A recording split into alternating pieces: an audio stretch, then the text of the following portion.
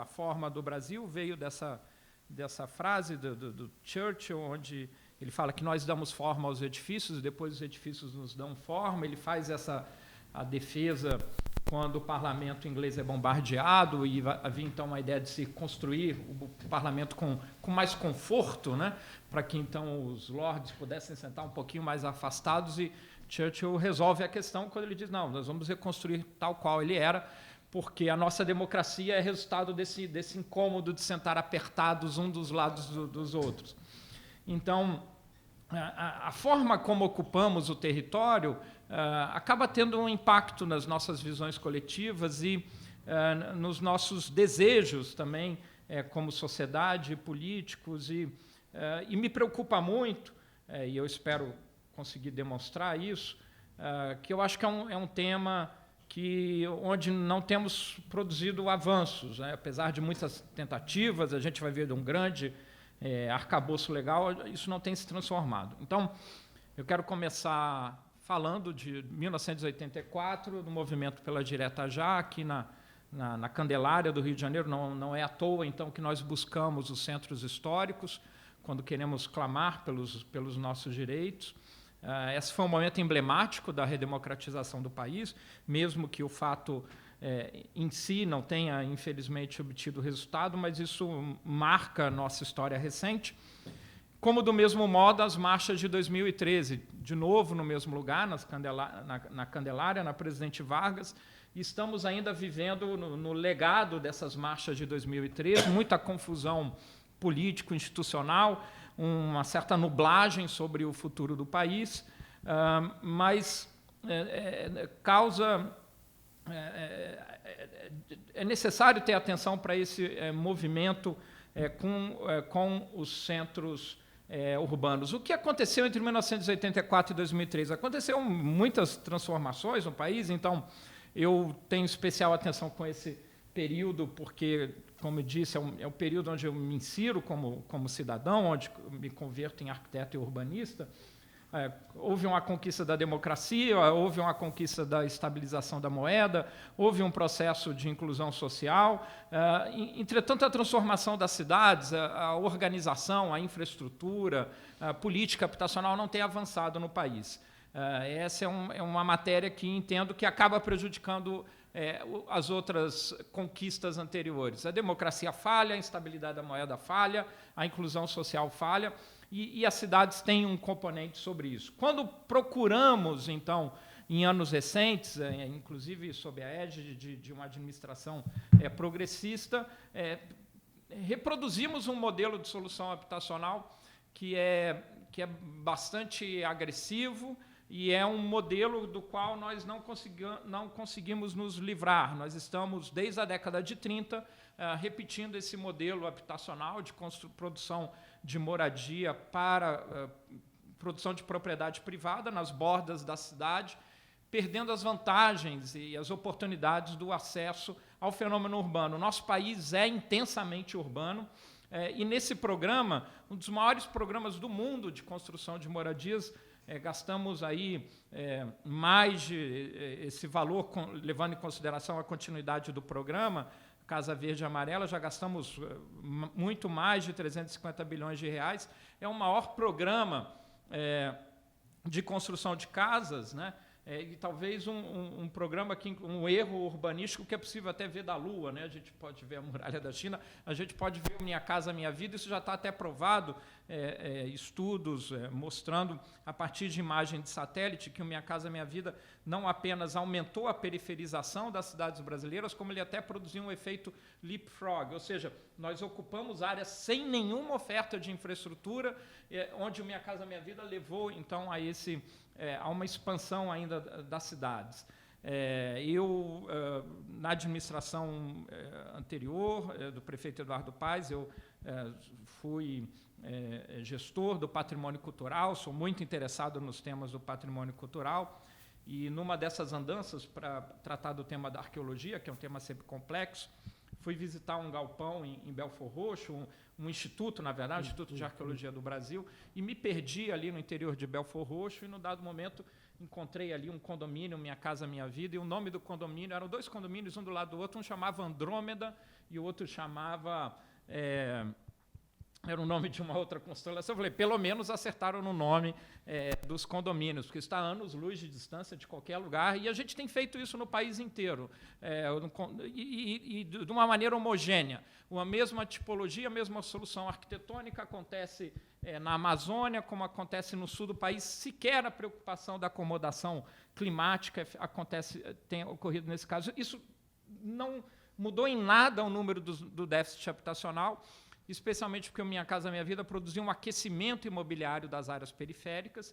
Isso acabou induzindo a uma economia imobiliária localizada, que no caso do Rio de Janeiro nós reconhecemos pelo tema da ocupação das milícias, ou seja, uma terra sem infraestrutura foi aquecida graças a um subsídio público.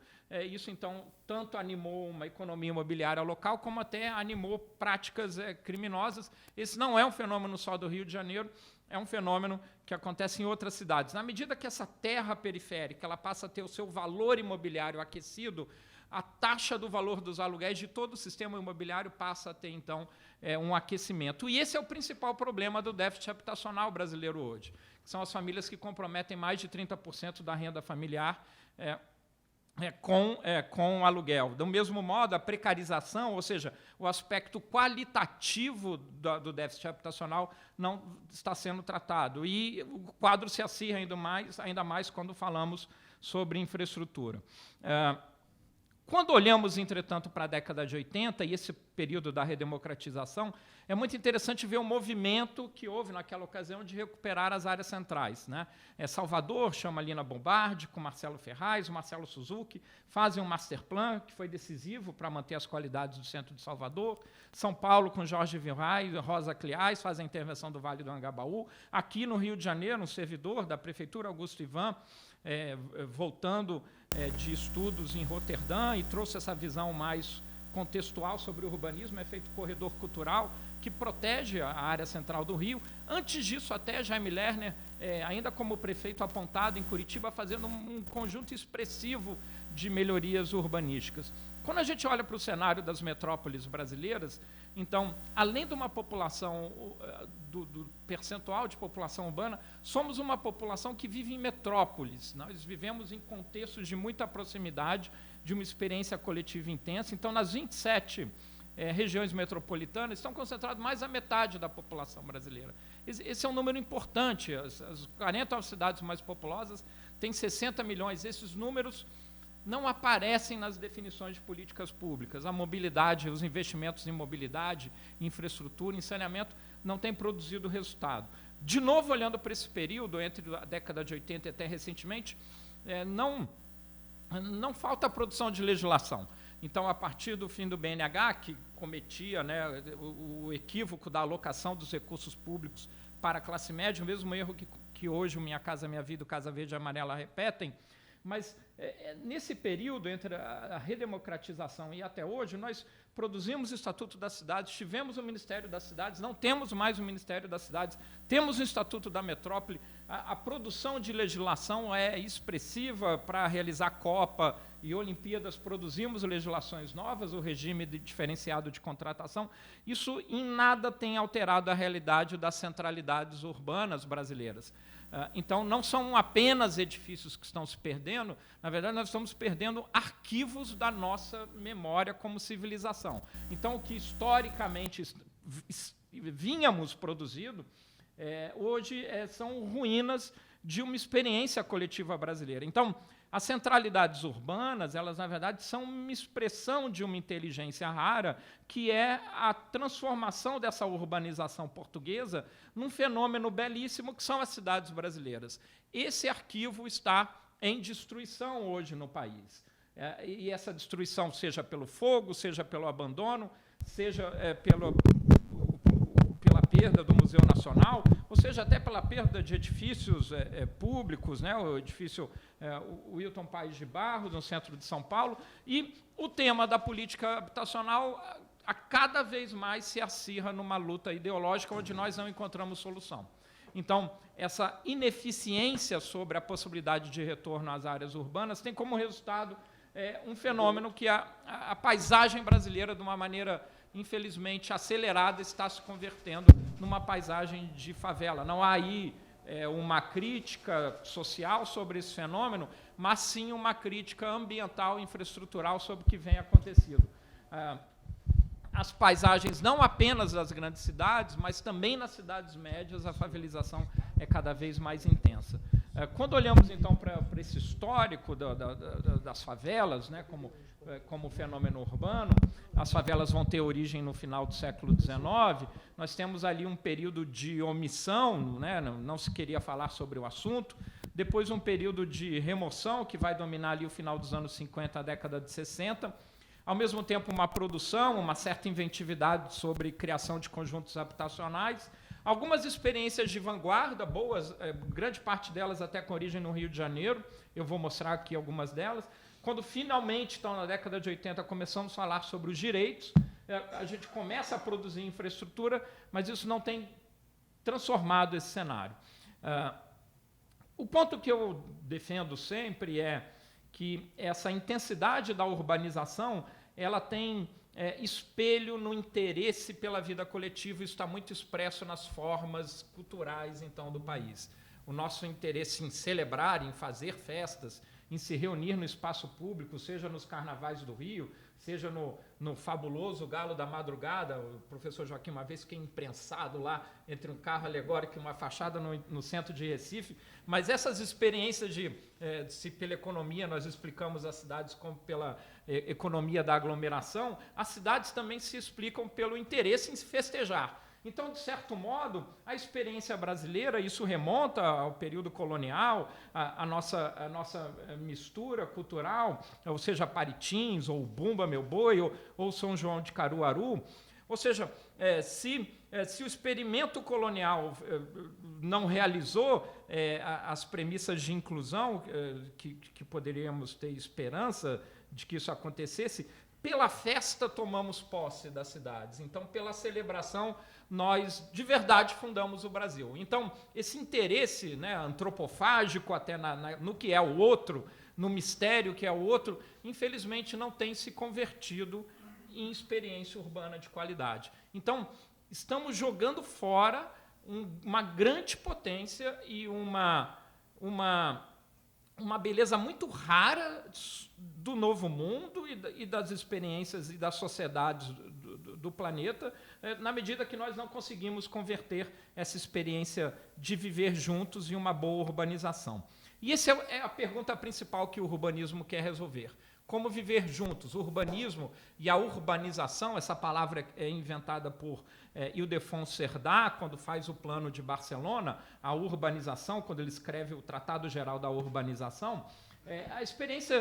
O urbanismo vai surgir como consequência da Revolução Industrial e todos os acúmulos que ela produziu, acúmulo de densidade urbana e pela densidade e pela aglomeração e pela baixa infraestrutura, os problemas de saúde pública, os problemas de exclusão, de segregação. Então, e aqui eu uso como referência os estudos da historiadora urbana, Françoise Choët, sobre a história do urbanismo. Então, os primeiros experimentos vão começar com socialistas utópicos, especialmente a experiência do falanstério de Fourier, mas que é colocada em prática de uma maneira eficiente por Godin, quando organiza, então, o familistério.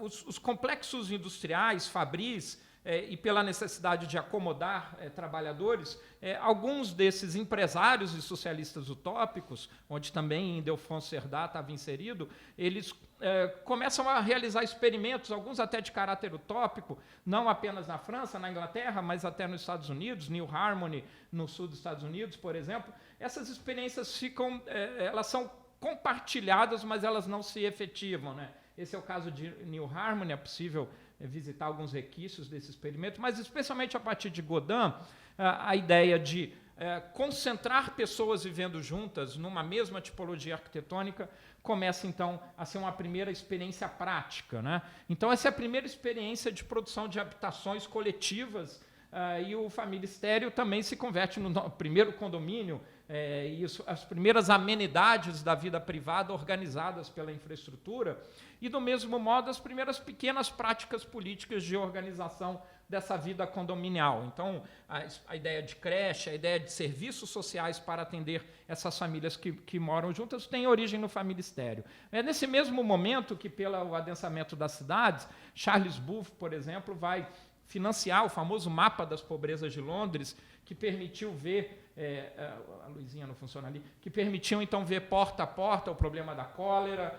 Isso teve impacto nas políticas habitacionais e nas políticas de saúde pública. Ou então Jacob Riis, em Nova York, quando ele faz um fotojornalista, Merval, e ele faz esse livro How the Other Half Lives, Como Vive a Outra Metade, e ele mostra a condição dos imigrantes no Lower East Side. Isso vai mudar as políticas habitacionais e de saúde pública em Nova York. Mas, entretanto, essas experiências não conseguiam lidar com a escala da industrialização. Então, especialmente a partir dessas duas figuras, uma que nós conhecemos muito bem no Brasil, Garnier e Le Corbusier, eles começam, então, a apresentar soluções para encarar o desafio da escala, né? Então, a nossa concepção hoje de infraestrutura, de logística, de mobilidade, vem produzida por Garnier.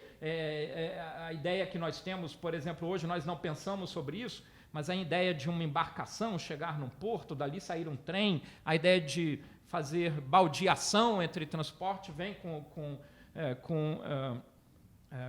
com Garnier, a ideia dos edifícios industriais, as grandes gares, os locais de trabalho, mas é especialmente Le Corbusier que vai apresentar, além de uma solução funcional, Le Corbusier vai trazer uma solução estética para a grande cidade. E pela lógica da estética, ele convence boa parte do mundo sobre as ideias da cidade moderna. Então, especialmente com o plano Voisin e sempre pensando no tema habitacional, né?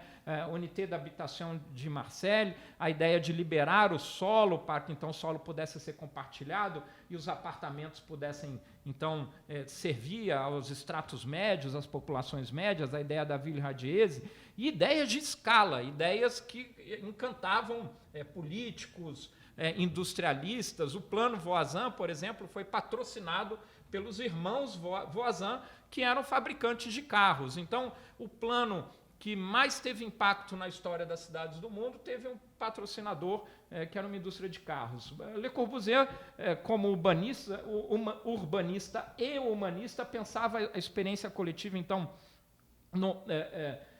da cidade, do dia de 24 horas, do funcionamento, um grande crítico da cidade histórica, da cidade tradicional. Le Corbusier chamava as ruas históricas da Rua dos Burros, os lugares apertados, e ele conseguiu, a partir de desenhos, de gravuras, de pinturas, criar uma ideia de cidade que convenceu a todos, especialmente a nós no Brasil, sobre essa possibilidade de uma convivência entre natureza e edificações, né? Um trabalho recente de um professor de Oxford mostrou como é que seria o plano Voisin em Paris, por exemplo, caso o Le Corbusier tivesse tido as suas ideias aceitas lá, né? Então a gente pode ver como seria agradável então a alteração da cidade por essa, talvez alguns amantes da arquitetura brutalista se encantassem por isso. Então não é à toa que a partir no período entre guerras, especialmente duas sociedades vão aderir ao conjunto do ideário corbusiano. A sociedade brasileira e a sociedade indiana. Então, não é à toa Corbusier faz lá Chandigarh e aqui, mesmo não tendo feito, influenciou significativamente Brasília. Então, esses atos simples de Lúcio Costa, mas ele revela o receituário corbusiano e a ideia, então, da vastidão e a ideia da velocidade. E não é à toa que a cada ciclo eleitoral nós ainda ouvimos alguém falar que vai resolver problemas muito complexos em 5 anos. Então, fazer 50 anos em 5 é um reflexo político de uma ideia de um arquiteto urbanista. Brasília, então, não é apenas uma capital, ela é um ideário construído, então a ideia do solo livre, né, e por isso o Corbusier mandava sempre cartas reclamando, não fui contratado, não me deram aqui um contrato, não recebi nada por isso, eles fizeram todas as minhas ideias, ou como aconteceu no Capanema, celebrado pela intelectualidade da época, produziu, né, ajudou a estimular o florescimento de gênios fantásticos, seja Lúcio Costa, seja Oscar Niemeyer, mas especialmente criou um capital político de associação de caráter econômico e também de caráter urbanístico.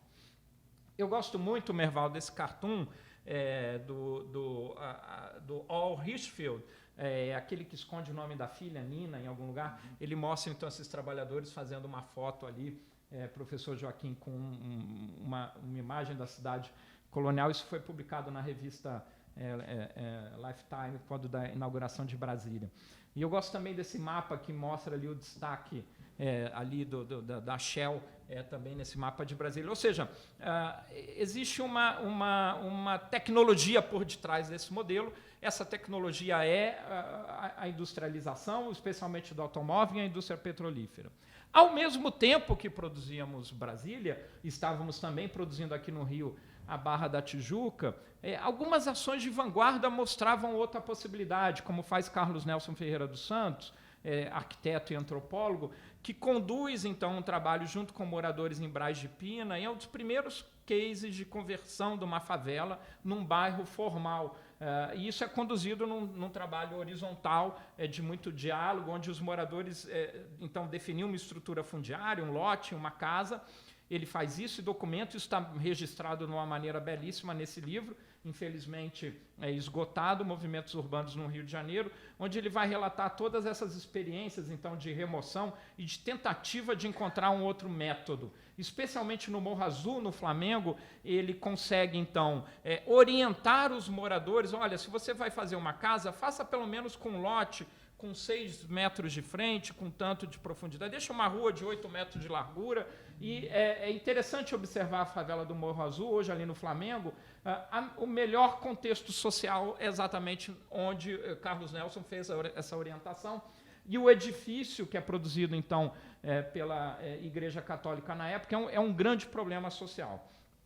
Esses aprendizados, entretanto, parecem se perder no tempo, e a gente vê, então, isso. Esse é um voo recente que eu fiz, e a gente vê isso acontecendo no Rio de Janeiro, estimulado, como eu disse, então, pelo Minha Casa Minha Vida, pelo Casa Verde e Amarela, e isso não apenas é um impacto do helicóptero, mas é também um impacto ao resto do chão. É uma perda de paisagem, a conversão da paisagem urbana em presídios, né?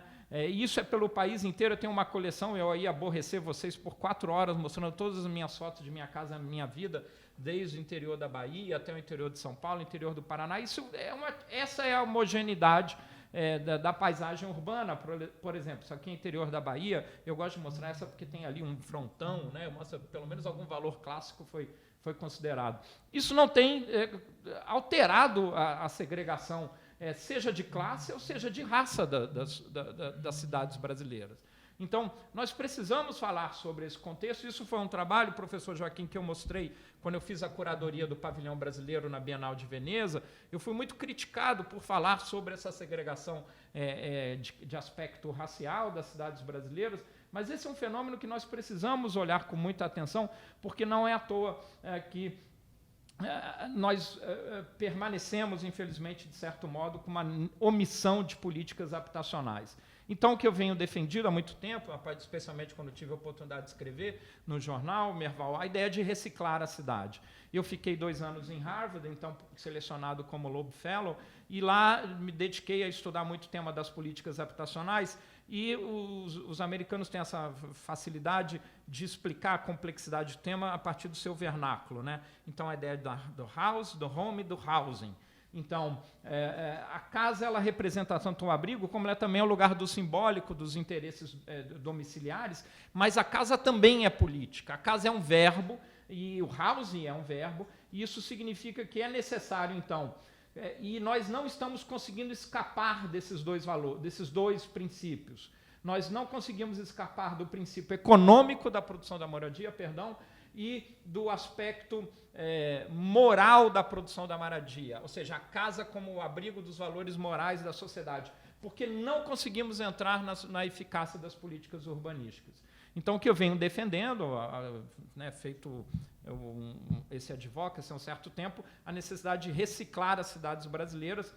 Então, esse contato com a história me parece também uma possibilidade de planejar otimismo e começar a perder também, então, o medo que tem marcado um pouco o discurso político brasileiro. Eu não vou aborrecer vocês com isso, mas é um arrazoado aí de sugestões para como fazer, e alguma dessas eu estou, felizmente, tendo a oportunidade de praticá-las, é o que eu vou pular agora para a gente chegar nesse ponto. Então, essas são 3 categorias fundamentais: a política habitacional, associada à infraestrutura, e a governança das cidades. Por exemplo, nós não temos uma maneira de organizar o transporte na metrópole. Você fazer no Rio de Janeiro uma reunião sobre transporte da região metropolitana significa produzir uma agenda com 19 secretários. Então, a simples organização da reunião é muito trabalhosa. Eu vou passar isso rápido. Então, é um tema que eu estou dedicado há bastante tempo. Como é que a gente pode, então, sair do nosso passivo habitacional também para ter uma produção mais expressiva? Eu vou dar uma acelerada, mas só para deixar claro, muitas vezes eu escuto isso, porque nós não temos ainda condições econômicas, tá? Nós vamos resolver o tema habitacional quando ficarmos mais prósperos. É exatamente o contrário. Viena, na década de 20, lidando com a favelização, criou política habitacional, as bidonvilles em Paris, criou as políticas habitacionais nos anos 30, os Estados Unidos com políticas habitacionais nos anos 40 e 50, e a Europa, a Espanha, seja a realidade ibérica, seja a realidade inglesa, a realidade alemã, todas essas sociedades, ou até sociedades do mundo pós-colonial, Singapura, hoje a maior coleção de políticas habitacionais, e é um tema que no Brasil nós não temos avançado. Os Estados Unidos têm políticas habitacionais que espantariam muitas pessoas no Brasil, políticas específicas, hiperespecíficas para a terceira idade, políticas habitacionais para pessoas portadoras de deficiências cognitivas, um hiperdetalhamento de como a habitação pode, então, produzir isso, que é estabelecer confiança. A partir da oportunidade de escrever no jornal, e eu, então, fiz administrei essa coluna semanal, e o jornal sempre foi generoso comigo, permitindo até que eu pudesse colocar fotos que eu mesmo fazia. Eu venho defendendo isso há bastante tempo. Então, é possível, é uma questão de coragem, e é o que estamos tentando fazer hoje, então, no centro do Rio, com o Reviver Rio. Tá? Então, essa região do centro do Rio, que é o centro histórico, se converte em centro de negócios, é uma região de 6 km², com a menor densidade demográfica. Esse centro... Onde é que nós estamos? Claro. Onde é que nós estamos? Estamos aqui, nesse ponto aqui. A população do centro do Rio está concentrada nessa região aqui. Essa é a segunda menor densidade demográfica da cidade. A menor densidade demográfica da cidade é na área do Porto. São pouco mais de 30 mil habitantes, aqui pouco mais de 40 mil habitantes. Isso não tem se alterado nos últimos 30 anos, cresce, mas é um crescimento de baixa... É um crescimento baixo, é um desperdício de infraestrutura. Tá? E nesse mapa síntese, o centro do Rio, como capital da República, desculpe, eu levantei aqui, mas acho que está todo mundo ouvindo, né?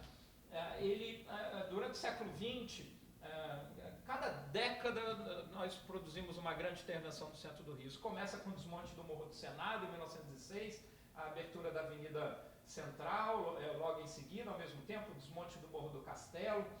Então, o centro do Rio ele é, de certo modo, um palco dessas novas ideias urbanísticas, seja de Pereira Passos, seja de Getúlio, com a abertura do presidente Vargas, e é um território conquistado da natureza, aterros, o aterro do Porto, né, inveja de Buenos Aires com seu porto. Temos que ter um porto imperador, ele então se anima, mas isso só vai ser iniciado na República. A ideia da internet, a internet é algo muito magnífico, nós precisamos colocar todos os prédios aqui, porque aqui vai ter muita internet. É muito interessante a ideia dos teleportos, nós fizemos isso ali na Cidade Nova e hoje a gente tem internet no bolso. Ou até, no caso do Porto, com tantos galpões ociosos, Merval, e nós construímos galpões novos, né? o que é quase anedótico do ponto de vista urbanístico. Então, esse é o centro do Rio, especialmente a partir dos anos 50.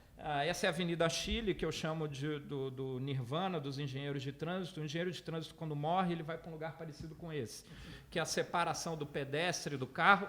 E esse é o pior local de manutenção do espaço público no centro do Rio. A prefeitura tem que estar aqui sempre utilizando os nossos impostos para fazer coisas simples como, me perdoem, limpar os dejetos de seres humanos nesse nirvana do engenheiro de trânsito. E chegamos a esse ponto até de perder esse mercado municipal fabuloso na Praça 15 com a construção da perimetral, que felizmente, né, ousadia do prefeito Eduardo Paes, aquela conjuntura muito favorável ao Rio de Janeiro, permitiu a retirada desse elemento da paisagem para ser educado, e isso permitiu, então, um resgate da paisagem histórica, mas os desafios de densidade não se alteraram. Então, o Reviver Centro, ele tem a preocupação, nós temos aqui um mapa de 5 minutos de acesso ao transporte público, e o centro é fundamental para combater, então, os processos de espraiamento urbano do Rio de Janeiro. A cidade do Rio cresce hoje em Jacarepaguá, no extremo ali do Recreio, da Barra e do Recreio, região de Vargens, e na Zona Oeste. Mas o centro do Rio ainda é o centro da metrópole, aqui tem a maior densidade de empregos da região metropolitana. Então, proteger o centro do Rio é também proteger esse sistema econômico, porque ele é muito frágil, e o Reviver Centro, então, tem essa missão de atrair, aumentar a oferta do estoque residencial, e é algo que nós estamos fazendo, então, tem um framework, um projeto de lei, decretos, ordens executivas, e muita atenção com a governança dessa operação, para que a gente possa também romper a lógica de projetos que duram uma administração e depois são interrompidos, né? Então, a ideia também, existe um comitê integrado de gestão do Reviver Centro, exatamente para que isso possa atravessar diferentes administrações. O que nós oferecemos para quem quiser produzir moradia no centro, seja pelo retrofit, seja pelo prédio novo? São isenções fiscais, isenção de IPTU, isenção de TBI na primeira venda, acréscimos construtivos, micro, porém significativos para o mercado imobiliário, a possibilidade de conversão do terraço das edificações em amenidades de interesse coletivo. Nós fazíamos isso muito bem nos anos 50, 40, 50, o terraço do IRB, o terraço do Jockey, HGB, o do próprio Capanema, e existe um potencial muito interessante de acesso à paisagem, que é algo sempre celebrado no Rio, pelo coroamento das edificações. A locação social, com ênfase, inclusive, para jovens cotistas, então precisamos começar a ter desenhos habitacionais que possam também tratar do tema do racismo estrutural. Esse é o mecanismo principal. Quem produzir moradia no centro ganha o benefício de potencial construtivo em outras áreas da cidade. Para realizar o potencial em outras áreas da cidade, ele precisa, então, pagar uma contrapartida fazendo investimentos no centro. Investimentos em espaço público, em infraestrutura, habitação e recuperação de patrimônio cultural. Muitas vezes, os projetos urbanísticos, na realidade brasileira, eles são tratados um pouco velados, e eu tenho conduzido isso com uma radical transparência. E isso é um mapa 3D do centro do Rio, que nós fizemos em vermelho, são os edifícios que começam a se converter em moradia, amarelo são edifícios de dono único, e ali lilás são terrenos vazios com potencial construtivo. Nós temos hoje, no centro do Rio, mais de 1.700 unidades residenciais em produção graças a essa nova legislação. Isso aconteceu em cerca de 7 meses. Nos últimos 10 anos, nós produzimos apenas 1.500 unidades. O tema do espaço público, que é o maior desafio do centro do Rio, o ordenamento, a qualificação, a iluminação.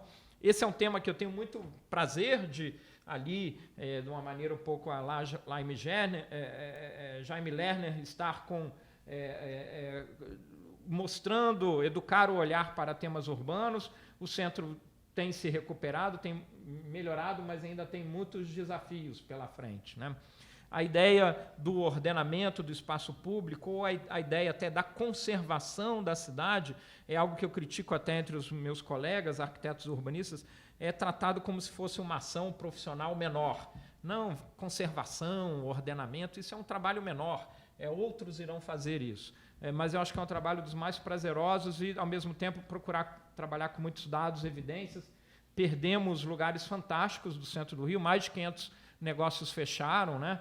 Desde um mosteiro até lugares estavam abrigando novos chefes de cozinha, ou seja, até a juventude sendo perdida. Eu vou dar uma acelerada. E como eu mostrei no início, também a preocupação, e agora nós vamos começar a recuperar imóveis que pertencem à municipalidade, que estão arruinados, com esse programa de construção de habitações de interesse social para famílias de 0 a 3 salários mínimos no centro. Tá? Vou passar isso mais rápido, porque eu já estou me alongando muito. Não. E chegando no plano diretor... Fica à vontade. Né? Tá bom, porque eu já estou aqui controlando o tempo. E para terminar, falando da escala do território da cidade, o plano diretor, né, o professor Edmar Baixo falou sobre isso, eu gosto de mostrar essas imagens onde eu exagero a coordenada vertical do território. Tá? Isso é uma técnica de projetação que a gente usa como arquitetos e ajuda muito a visualizar os desafios do território do Rio. Tá? Então, nós podemos ver claramente, eu vou ficar em pé, como a cidade, o território do Rio, ele é marcado por esses dois sistemas de montanha e pelo enclausuramento aqui da Serra do Mar. Então, historicamente, o Rio de Janeiro ele era um território muito protegido por razões militares, mas ele não produzia, ele não gerava um bônus geográfico como outras cidades brasileiras. Era bastante desafiador que essa ocupação conseguisse alcançar ali a parte superior da Serra do Mar, especialmente o Vale do Paraíba, onde se concentravam as economias importantes do período colonial e imperial. Isso explica o porquê da nossa malha ferroviária sair do centro e ir pela Zona Norte para chegar até a região então, do Vale do Paraíba e não utilizar, por exemplo, a Zona Oeste. Então, essa é uma infraestrutura histórica que a cidade vem ignorando na medida que ela oferece oportunidades de moradia apenas na Zona Oeste ou na região do Recreio, como eu já citei. Tá? Então, quando a gente compara, por exemplo, com São Paulo, e aí é um paulista que vos fala, por favor, não contem isso por aí, mas quando a gente olha isso para São Paulo, por exemplo, São Paulo tem um bônus geográfico exatamente por ter uma condição diferente. São Paulo está instalado em cima desse planalto, então a economia de São Paulo, na verdade, é também a economia do norte do Paraná, de Mato Grosso, de Goiás, de Minas Gerais, porque São Paulo conseguiu converter esse bônus geográfico do sistema de rios e de trens num hub de acúmulo dessas riquezas que precisam passar pelo território. O Rio de Janeiro, desde o plano Doxíades, em 65, vem, então, se debruçado sobre o desafio da integração territorial dessa região metropolitana. Então, Constantino Doxíades, um urbanista grego, faz os primeiros contribuições nesse sentido, a pedido, na época, do governador Lacerda. Deixamos de ser capital, nos convertemos em município em 75, e esse é o plano que define a nossa cidade até hoje. É o PUB de 77, ele que explica porque nós temos área de planejamento 1, 2, 3, 4, 5, as RAs, ele é o que deu a nomenclatura, ele que organizou toda a base administrativa e territorial da cidade. E ele já colocava as prioridades na área central e na Zona Norte. Entretanto, a partir desse plano, esses aspectos foram ignorados. E esses aspectos têm muito a ver com a oferta de potencial construtivo. A cidade litorânea passou a vencer a cidade interiorana. Então, a cidade de praia, ela conseguiu conquistar politicamente e conseguiu conquistar, então, benefícios urbanísticos para que ela se desenvolvesse sem, entretanto, ter a infraestrutura.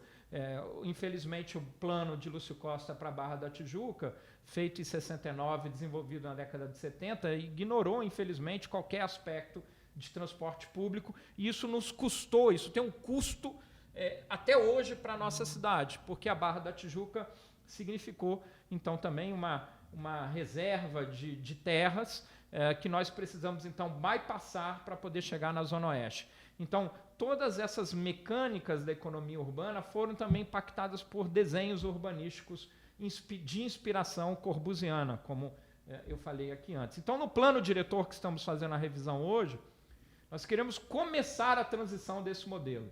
E por isso estamos, então, fazendo o oposto, oferecendo potencial construtivo relevante junto à malha de transporte público. É isso que vai, o que eu sempre digo, a cidade está muito dedicada a recuperar o seu aspecto de mobilidade, Merval, mas o uso do solo é a principal decisão de transporte público. Nós olhamos muitas vezes para a infraestrutura, para o ônibus, para o metrô, mas a maneira como nós ocupamos o solo é que vai, na verdade, definir a qualidade da nossa mobilidade futura. Ocorre que, como nós queremos resolver 50 anos em 5, então essa ideia do tempo é algo que nós perdemos, porque a gente quer resolver tudo rápido. Então, o uso do solo, organizar as cidades na próxima década, vai significar, então, uma redução desses tempos de deslocamento, que a metrópole do Rio tem os piores números. E esse é o principal aspecto, né? Nós temos 40% do território da cidade, ainda hoje com uma vigência de parâmetros urbanísticos dos anos 70, né? Desculpa aborrecer vocês com esses detalhes, mas é o decreto 322 ou o decreto 3.800, que acabam, então, criando, é uma situação que somente, infelizmente, o Rio de Janeiro tem em comparação às outras capitais brasileiras. Isso tem a ver com o nosso processo como capital, há uma certa nostalgia, essa cidade balneária que começa a vencer a cidade suburbana. Então, nós temos um mosaico de legislações onde cada bairro tem uma lei específica. Tá? Isso é bastante desafiador para que o estabelecimento dos preços na cidade tenha alguma base racional. Então, como nós não temos uma base de preços bem formada, a nossa dinâmica imobiliária ela acaba, então, ficando muito atuando em nichos e a gente não consegue ter uma produção residencial, a gente não consegue destravar, então, os problemas, por exemplo, da informalidade que caracterizam a cidade. Então, eu já falei sobre isso, são as áreas que crescem mais, onde a população, e esse é o fenômeno tanto do Minha Casa Minha Vida, ou então, como essa é uma área ocupada por milícias, e nós ainda temos áreas na Zona Oeste, e isso, então, nos deixa muito preocupados como urbanistas, porque nós precisamos proteger esses recursos naturais e, por isso, precisamos adensar mais onde já existe cidade. E esse mapa mostra muito bem a relação entre dois tipos de informalidade. Se as favelas estão concentradas nesse arco histórico do centro e da Zona Norte, hoje nós temos o desafio dos loteamentos irregulares, o tema das milícias, que há uma atuação hoje constante da cidade. Então, o plano ele pretende resolver tudo isso, ele pretende ser bem sintético, reduzir de mais de 40 leis para ficarmos com apenas 4 leis. Nós temos hoje mais de 180 zonas urbanísticas na cidade, nós então iremos passar a ter apenas 11. Ele é um plano robusto, bastante complexo, nós estamos trabalhando isso de uma maneira extenuante desde o início do ano passado, e, a partir do Reviver Centro, consolidar uma visão de supercentro, ou centro expandido, ou seja, a integração dessa reocupação da área central também com a Zona Norte, onde também estão concentradas oportunidades econômicas. Então, é um modelo de transição para uma cidade mais compacta, mas uma cidade que também possa funcionar e possa ser mais próxima e possa também celebrar melhor. Isso está especialmente expresso no novo macrozoneamento, que então vai orientar o adensamento junto ao transporte público, né? E aí usando modelagens mais atuais e contemporâneas de urbanismo. Eu não vou aqui entrar nesse detalhe, trazendo mecanismos de financiamento da urbanização, outorga onerosa, do direito de construir, estimulando a produção habitacional. Peço desculpas, eu estou passando rápido, mas eu acho que eu devo estar aborrecendo vocês muito com esses assuntos, que me dão tanto prazer, mas talvez não tanto para vocês. O parcelamento do solo, tá? Então, nós temos condomínios com 1 quilômetro de lado no Rio de Janeiro, e quando a gente vê as quadras de bons bairros, eles têm 200 por 100. Então, nós temos que resgatar esse modo mais tradicional de fazer cidade. Encerrando, de fato, Então, eu quero terminar com essa citação do Ítalo Calvino, em Cidades Invisíveis, quando, no final, ele fala sobre... Né, então, quando o Kublai Khan pergunta, né, a Marco Polo sobre como lidar com o inferno, então ele responde que o inferno dos vivos não é algo que será, se existe, é aquele que já está aqui, o inferno no qual vivemos todos os dias, que formamos estando juntos. Existem duas maneiras de não sofrer. A primeira é fácil para a maioria das pessoas, aceitar o inferno e tornar-se parte deste até o ponto de deixar de percebê-lo. A segunda é arriscada e exige atenção e aprendizagem contínuas. Procurar e reconhecer quem e o que, no meio do inferno, não é inferno, e preservá-lo e abrir espaço. Muito obrigado.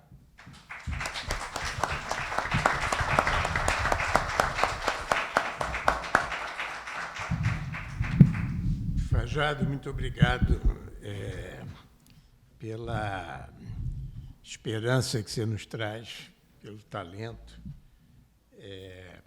pelo conhecimento, pela disposição, não somente sobre a questão urbanística, mas também você me deu oportunidade para explicar o que quer dizer novos falares. Novos falares é uma expressão do Gilberto Gil, aqui nessa casa, quando ele falou sobre como é que nós poderíamos ampliar o Brasil, como é que nós podíamos enxergar o Brasil como um todo, onde não somente se trata das pessoas, dos atores, mas também dos conceitos, dos falares. Eu fiquei com essa ideia do Gilberto Gil e você foi decisivo para que eu propusesse ao Merval, e o Merval aceitou, essa expressão que às vezes é incompreendida, novos falares. Quando nós, recentemente, estivemos juntos discutindo essas questões, você disse, não, nós não precisamos de restaurar um ministério da cidade. Você disse, a questão agora é o Ministério das Metrópoles. Então, eu fiz pesquisa desde jovem sobre invasões urbanas no Recife, acompanhei a questão da favelização, do direito de propriedade, fiz pesquisa de subir a Rocinha aqui com meus alunos, e uma coisa que me intrigou sempre é de por que a questão habitacional não era incluída nos temas prioritários de uma macroeconomia restrita. A expressão não é minha. E eu acho que é hora do Brasil ampliar essa macroeconomia restrita, incluindo questões que afetam a pobreza, que afetam o Brasil. E esta questão da propriedade, da metrópole, eu, quando comecei, nós falávamos, o problema era as favelas. Depois, os problemas passaram a ser as cidades. E o novo falar agora são as metrópoles. Da próxima vez, na quinta-feira, nós vamos ter Armando Strozenberg, que é um dos líderes da questão de comunicação. E ele vai falar do novo falar da comunicação no que diz respeito à entrada da tecnologia na comunicação. Depois nós vamos ter Joel Birman, que é um psicanalista e que vai nos falar sobre o novo falar da psicanálise, de como é que a psicanálise hoje em dia é entendida, o que é bastante diferente, embora a partir dos nossos Freuds e Jungs e tudo. E, por fim, nós vamos falar sobre a noção de família na justiça. E aí vai ser Andréa Pachá.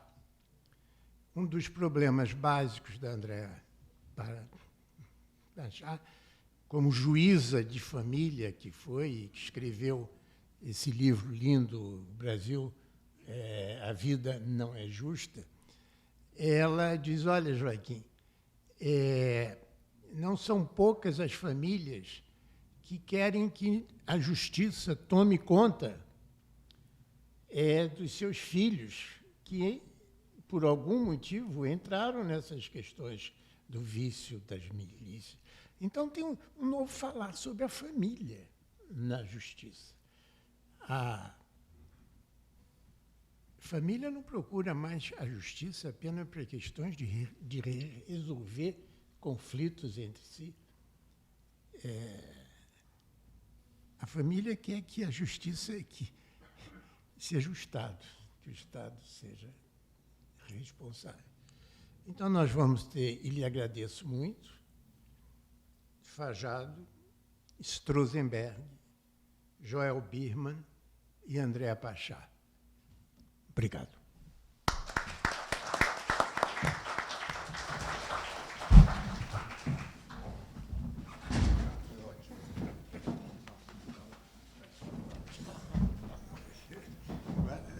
Obrigado, hein? Eu tenho uns 2 ou 3 questões para você.